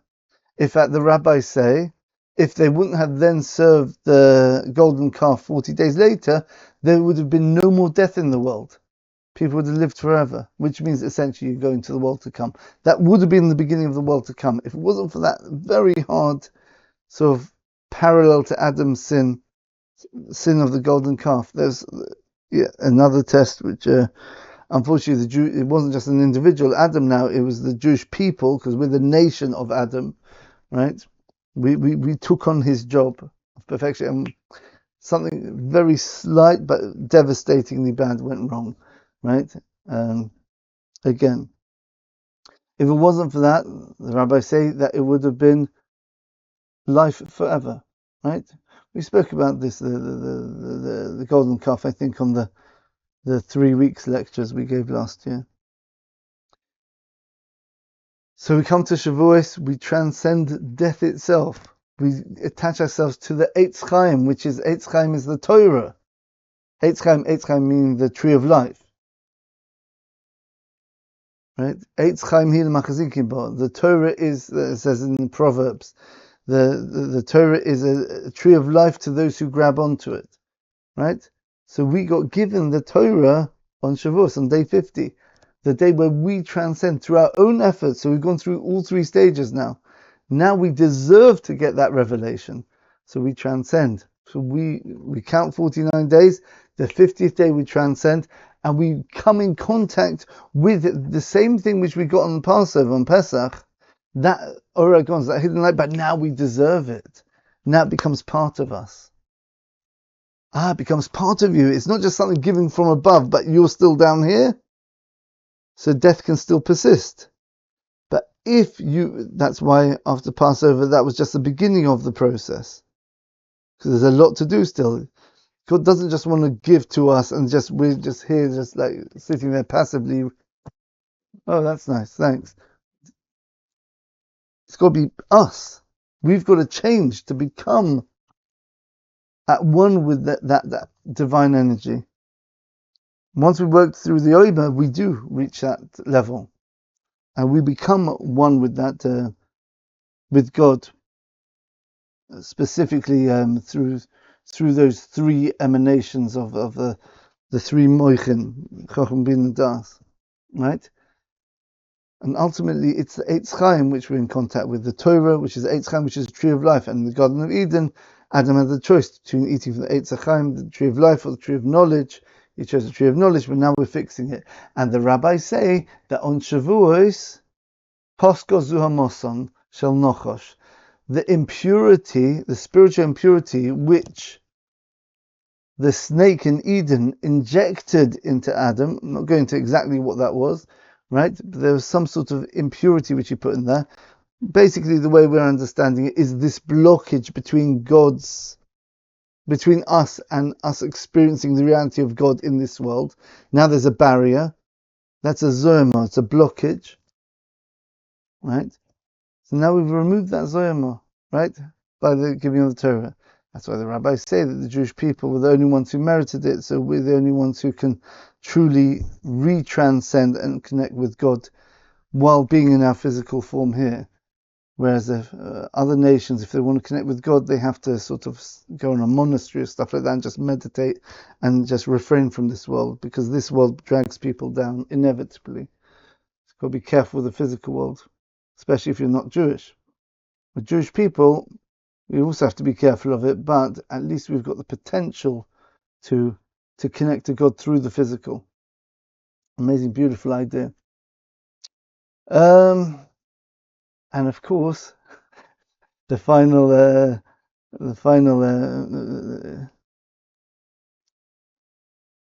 point, which wraps everything together. What exactly happened on Shavuos? God gave us the Torah. What happened? God spoke. But it wasn't just a revelation as like on Passover, where God revealed his power. God literally spoke. He spoke. We heard God's word speaking. He said, I am the Lord your God. Right? Do not have gods of others in front of you, in front of on my face, right? Right? God literally spoke. So this is the culmination of the process of Pesach, opening and talking. Omer hatenufa, yeah, tenufa, tenupa, give a mouth, give speech. Then finally on Shavuos, you've got the ultimate speaking, which is God speaking directly to the Jewish people, revealing the Torah, right, which is the light of the first day. And what does it mean when God speaks? He's revealing his thoughts and his desire for the world, which again is the same thing as giving the Torah. The Torah is the will of God on many levels, right? God's revealing what he wants us to do, keep the commandments of the Torah, but it's also a revelation of God's will itself. And it's a revelation of that light. That light is God's will, Kabbalistically, right? The Oragonos, the light of the world to come. You're coming in contact with God's will itself, not through any layers or masks. It's directly, your mind becomes at one with God's will, right? Which is the highest thing possible. That's the idea of the giving of the Torah on Shavuos. And God speaks again, right? And that's the idea of the rectification of the sin of Adam, right? As we see in many ways. There wouldn't have been any death anymore, like there wasn't before he ate from the tree of knowledge. And God actually speaks. And what does he speak out now? 10 dibros, 10 speakings, where God reveals his thoughts, right? But now they're not just, God said, let there be light, let there be a firmament, let there be dry land, let there be animals or whatever, right? Now it's saying, God said, I'm going to show you what the meaning behind all that is. That's just what I've done. What do I want from the world? That's in the 10 commandments, the 10 dibros, the 10 speakings. So now we get to see the depths, the hidden aspects of this physical world which we're in now. On Shavuos, the giving of the Torah, we see what's the meaning behind everything. And you get onto that level of Adam before the sin, who is able to look at the physical creation and see immediately where God is in everything and make that connection again. Okay, I hope that all made sense. I spoke about a lot there. But the general idea is this whole process of Pesach, the Omer and Shavuos is all getting God to speak again. And speaking means God's revealing those spiritual or mind elements of his emanations, right? As opposed to the more physical related ones like kindness and justice, where you're dealing with more practically with creation. We're accessing the thoughts behind creation, the intention of creation, right? Which is the spiritual element. And by doing that, we look at this world not just as a physical world where God is hiding anymore. We see this world has meaning, rich meaning behind it, because those 3 extra elements are now in the world. And that's done by the Torah. Thank you for listening, everyone, and have a good Omer. Keep working hard. Try correcting your character traits. Become a better person. Do kindness with others. Have more self-control. Be more true in your ways, right?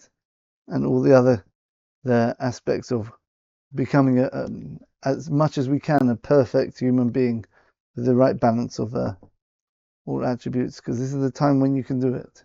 This is the best time of the year to do it, and hopefully we do that, then we'll experience the pleasure of working ourselves for 49 days when it comes to that Shavuos, because that's where we taste the fruit of it. That's why it's a very enjoyable day, Shavuos, as we spoke about in the other lectures. Okay, thank you for listening. Hopefully it won't be so long till the next video. Bye for now.